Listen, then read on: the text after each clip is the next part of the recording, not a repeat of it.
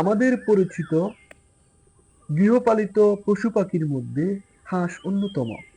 অত্যন্ত শান্ত স্বভাবের কড়াটা প্রজাতির এই প্রাণীটি হাঁসের বৈজ্ঞানিক নাম আনাস প্লাটিরিকোস। পৃথিবীতে প্রায় ১১০ থেকে ১২০ প্রজাতির হাঁস রয়েছে। সেগুলোর মধ্যে প্রায় ৩ থেকে ৪ প্রজাতির হাঁস রয়েছে গৃহপালিত, আর বাদবাকি সকল প্রকার প্রজাতিকে বন্য হিসেবে বিবেচনা করা হয়। পৃথিবীতে মাংস এবং ডিমের জন্য হাঁস লালন পালন করা হয়ে থাকে।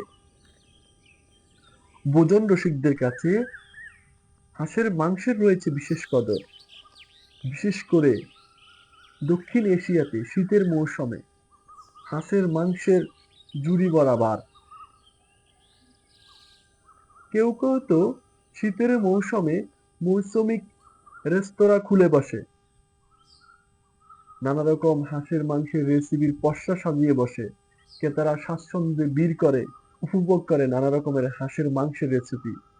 যেমন ধরুন হাঁসের মাংসের কালাভুনা, হাঁসের ঝাল ফ্রাই, হাঁসের চুই ঝালের মাংস ইত্যাদি ইত্যাদি।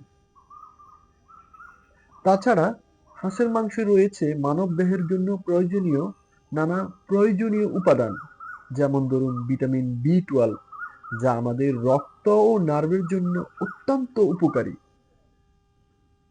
ভিটামিন বি 6, যা পেশি ও শক্তি বৃদ্ধি করে। আরও রয়েছে ফসফরাস, আয়রন, খনিজ ও মিনারেল, যা আমাদের শরীরের অন্যান্য অঙ্গ প্রত্যঙ্গের জন্য অত্যন্ত প্রয়োজনীয়।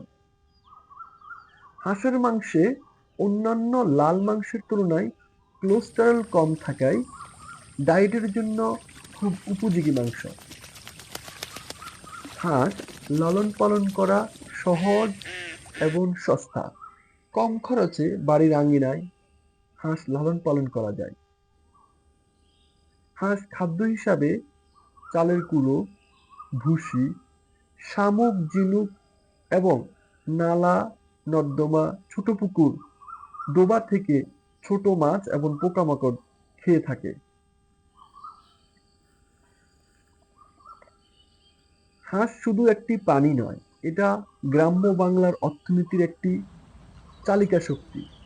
ছোটবেলায় গ্রামগঞ্জে আমরা মা চাষিদের হাঁস লালন পালন করে পরিবার চালাতে দেখেছি। বর্তমানে তথ্য প্রযুক্তির যুগে খামার ভিত্তিক হাঁস লালন পালন করে হাজারো যুবক বেকারত্বের অভিশাপ থেকে মুক্তি পাচ্ছে, সাথে অর্থনীতির চাকা হচ্ছে আরো সমৃদ্ধ এবং সচল। সুতরাং প্রকৃতিকে ভালোবাসুন, প্রকৃতির সাথে থাকুন।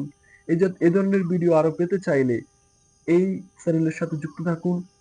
ভিডিওটি সম্পূর্ণ দেখার জন্য ধন্যবাদ।